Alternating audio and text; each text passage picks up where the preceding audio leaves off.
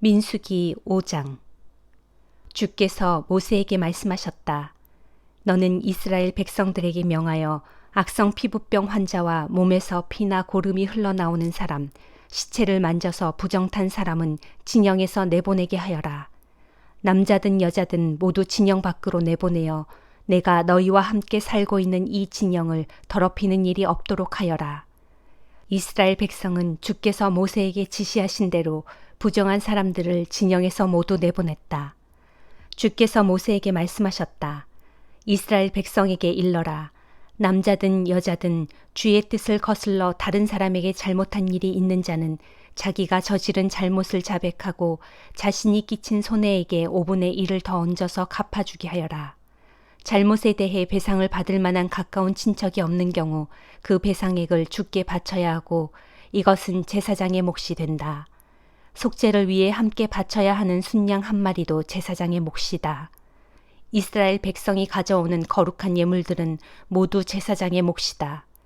각자가 가져온 거룩한 예물은 그 사람 자신의 것이지만 이렇게 각 사람이 특별히 구별하여 바치는 제물은 무엇이든지 제사장의 몫이 된다. 주께서 모세에게 말씀하셨다. 이스라엘 백성에게 일러라. 한 남자의 아내가 잘못된 행실로 자기 남편에게 충실하지 않고 외간 남자와 잠자리를 가졌는데도 남편에게 그 일을 숨기고 다른 사람의 눈에 띄지도 않아서 그녀의 부정이 탄로되지 않았을 경우에 남편이 아내의 부정을 의심하거나 혹은 아내가 부정한 짓을 하지 않았는데도 남편이 질투하여 의심한다면 그는 자기 아내를 데리고 제사장에게 가야 한다. 그는 아내의 몫으로 보릿가루 10분의 1 에바를 예물로 가져가야 하며 이 예물에는 기름을 붓거나 향을 얹으면 안 된다. 이 예물은 죄를 밝히기 위해 드리는 것이기 때문이다. 제사장은 여인을 데려오게 하여 주 앞에 세운다. 그런 다음에 질그릇을 가져다가 그 안에 거룩한 물을 붓고 성막 바닥에 있는 먼지를 긁어 모아서 그 물에 탄다. 제사장은 여인을 주 앞에 세우고 여인의 머리를 풀어 내리게 한 다음 손에는 죄를 밝혀주는 예물, 질투심 때문에 바치는 곡식 예물을 들고 있게 한다. 제사장은 저주를 가져오는 쓰디쓴 물이 담긴 질그릇을 들고 여인에게 맹세를 시킨 다음 말한다. 그대는 외간 남자와 잠자리를 같이 한 적이 있는가? 지금의 남편과 결혼 상태에 있는데도 남편을 배반하여 몸을 더럽힌 일이 있는가? 그런 일이 없다면 저주를 가져오는 이 쓰디쓴 물이 너에게 아무 해도 끼치지 않을 것이다. 그러나 내가 남편을 버젓이 두고도 외간 남자와 잠자리를 가져 몸을 더럽힌 적이 있다면 이때 제사장은 그 여인에게 저주를 받아도 좋다는 맹세를 하게 한다. 주께서는 너의 하체를 못쓰게 만들고 배를 퉁퉁 붓게 하셔서 내 백성들로 하여금 너를 저주하고 비난하게 하실 것이다. 저주를 가져오는 이 쓰디쓴 물이 내 몸에 들어가서 내 배를 퉁퉁 붓게 만들고 내 하체를 못쓰게 만들 것이다. 제사장이 이렇게 맹세를 시키면 여인은 아멘, 그렇게 되소서라고 대답한다. 제사장은 이런 저주의 말을 두루마리에 써서 쓰디쓴 물에 담갔다가 꺼낸다. 그런 다음 저주를 가져오는 물을 여인에게 마시게 한다. 물이 여인의 뱃속으로 들어가면 여인은 고통을 겪게 된다. 제사장은 여인에게 물을 마시게 하기 전에 먼저 여인이 들고 있는 예물을 건네받아 주 앞에서 흔든 다음 주께 바친다. 그러고는 예물을 바친다는 표시로 곡식을 한 움큼 움켜내어 제단 위에서 불에 태운다. 그렇게 한 다음 여인에게 물을 마시게 한다.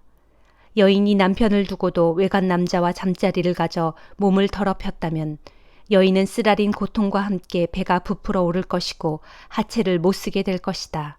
그리하여 그 여인은 백성들에게 저주를 받게 될 것이다. 그러나 여인이 제 몸을 더럽힌 일이 없어서 부정을 저지르지 않았다면 그 여인은 어떤 해도 받지 않을 것이며 아이를 가질 수 있을 것이다.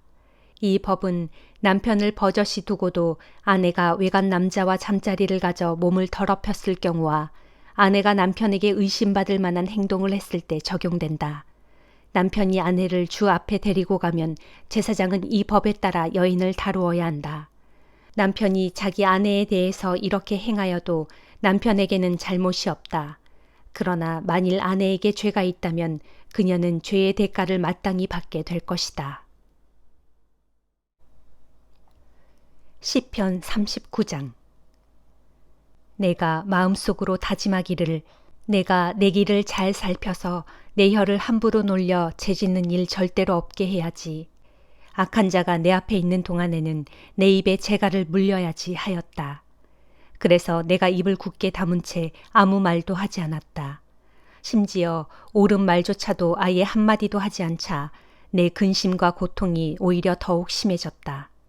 그런 상태로 살아가자니 속이 부글부글 끓어오르고 생각하면 할수록 우라가 치밀어 올라 도저히 죽게 아뢰지 않고서는 견딜 수가 없었다. 그리하여 내가 죽게 아뢰기를 주여 내 인생의 끝날이 언제입니까? 이 몸에 목숨이 붙어 있을 날이 언제까지입니까? 내 일생이 얼마나 덧없는 것인지를 나로 깨닫게 해 주소서. 주께서 내 일생을 한 뼘 길이밖에 주지 않으셨으니 주님 앞에서 나의 일생은 그저 없는 것이나 마찬가지입니다. 참으로 사람의 일생은 덧없는 것이니 사람의 목숨이란 한낱 호흡 한 번에 지나지 않을 뿐입니다. 사람이 부산하게 이리저리 뛰어다니지만 한낱 방황하는 그림자에 불과하고 아무리 분주하게 이런 일과 저런 일에 애써 보아도 헛되고 헛될 뿐 있는 힘을 다해 재산을 모아둔다 해도 장차 누가 그것을 차지하는지조차 알 수 없습니다. 하였다. 그러니 주여 이 몸이 무엇을 바라겠습니까? 주여 나의 희망은 오직 주께만 있습니다. 나를 나의 모든 죄악 가운데서 건져주시고 우매한 자들이 나를 비웃지 않게 해 주소서. 내가 벙어리 되어 입을 열지 않은 것은 이 모든 것을 하시는 분은 오직 주님이시기 때문입니다. 주여 이제는 그만 주의 채찍을 내게서 거두어 주소서. 주께서 더 때리시면 이 몸이 죽을 것 같습니다. 주께서 죄를 물어 사람을 벌하실 때는 그들의 영화가 한낱 좀먹은 옷처럼 사가버리게 되니 참으로 사람의 일생이란 헛되고 헛될 뿐입니다. 오 주여 나의 기도를 들어주소서. 살려달라고 울부짖는 나의 간구에 귀를 기울이소서. 주체할 길 없이 줄줄 흐르는 내 눈물을 보시고 제발 나의 기도를 못 들은 척하지 마소서. 나 또한 우리 조상들처럼 이 땅을 떠돌면서 다만 주와 더불어 살아가는 한낱 나그네와 길손일 뿐입니다. 하오니 내게로 따뜻한 눈길을 돌려 나를 살려주소서. 내 생명이 떠나 없어지기 전에 내가 기력을 되찾을 수 있게 그리 해주소서. 아가 3장. 나는 밤마다 임 그리며 잠자리에 들건만 밤새도록 아무리 임을 찾아도 찾을 수가 없네요. 이제 잠자리에서 일어나 내 임을 꼭 찾아보리라고 마음먹고 성안을 이리저리 돌아다녔네. 이 거리와 저 거리, 이 골목과 저 골목을 정신없이 헤매며 샅샅이 뒤졌지만 온 성읍 어디에도 사랑하는 내 임은 보이지 않네요. 그러다가 성안을 순찰하는 야경꾼들을 만나 그들을 붙잡고 물어보았어요. 사랑하는 내 임을 혹 못 보셨나요? 아, 그런데 그들을 지나치자마자 그토록 그리던 내 사랑하는 임을 만났네요. 행여 놓칠세라 나는 내 임의 손을 꼭 붙들고 내 친정집, 나의 어머니 집으로 데려갔어요. 어머니가 날 낳으신 그 방으로 들어갔답니다. 예루살렘의 아가씨들아, 내가 간절히 부탁한다. 초원의 암노루와 들사슴을 조심조심 보호하듯 제발 우리의 사랑을 방해하지 말아다오. 우리가 마음껏 사랑한 후에 스스로 일어나기 전까지는 절대로 우리를 흔들어 깨우지 말아다오. 연기 기둥 힘차게 치솟아오르듯 저기 거친 들판을 헤치며 상인들의 온갖 향품들로 만든 모략과 유향의 향기를 흩날리며 이리로 다가오고 있는 저 사람은 누구인가? 보라, 저것은 솔로몬이 탄 가마로구나. 이스라엘의 문 용사들 가운데서도 빼어난 용사 60명이 그를 사방에서 호위하고 있구나. 호위 군사들은 모두들 칼로 무장했구나. 손에 칼을 쥔 그들은 하나같이 칼을 잘 쓰는 군사들, 전쟁에 능한 탁월한 용사들이로구나. 그들은 밤중에라도 적의 기습을 언제든 물리치려고 모두들 허리에 단단히 칼을 차고 있구나. 솔로몬 왕은 자신을 위해 그 가마를 특별히 레바논의 나무로 만들었구나. 그 기둥은 은이요 바닥은 금으로 만들었구나. 앉은 자리에는 자주색 방석을 깔았고 가마 안은 예루살렘의 아가씨들이 사랑으로 정성껏 술을 놓았구나. 시온의 딸들아 모두들 어서 나와 솔로몬 왕을 보려무나. 오늘은 왕의 결혼식 날, 그의 마음이 한껏 즐겁고 기쁜 날. 왕은 그분의 어머니가 만들어준 화관을 머리에 쓰고 있구나.